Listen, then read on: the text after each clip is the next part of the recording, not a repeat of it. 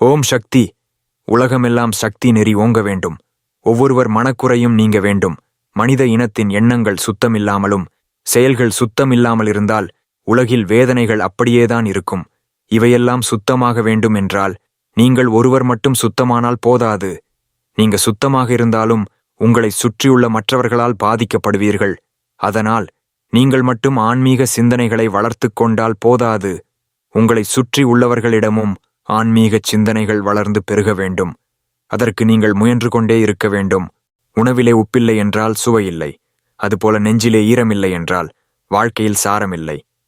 உள்ளத்தின் உள்ளே இருள் இல்லை என்றால் வாழ்விலே பாரமில்லை. அதுபோல ஆன்மாவுக்கு அமைதி இல்லை என்றால் நிம்மதி இல்லை. சதா சர்வ காலமும் ஏதாவது ஒரு எண்ணத்தை சுமந்து கொண்டும் நினைத்து கொண்டும் இருந்தால் வாழ்வில் அமைதியும் நிம்மதியும் கெட்டுவிடும். அப்படிப்பட்ட நிலை வராமல் மனதிற்கு உற்சாகம் கொடுக்கவே விழாக்கள் என்று மனிதனாக பிறவி எடுத்து வந்தோமோ அன்றே நாம் சமுதாயத்தோடு ஒன்றி வாழ வேண்டும் என்பதை புரிந்து கொண்டாலும் அந்த சமுதாயம் தன் நேர்பாதையை விட்டு விலகிச் சென்ற போதும்தான் அந்த பாதையிலேயே வாழ்ந்து காட்டி மற்றவர்களையும் நேர்வழிக்கு திசை திருப்பும் மனிதனின் வாழ்வு ஒளி மிகுந்ததாகிறது. அத்தகைய மனிதனாக வாழ ஒவ்வொருவரும் உறுதி பூண வேண்டும். உயிர் என்பது தெய்வப் பொருள். நிறம், நிலைமை, தன்மை ஆகியவற்றை கண்டுபிடிக்க இயலாது.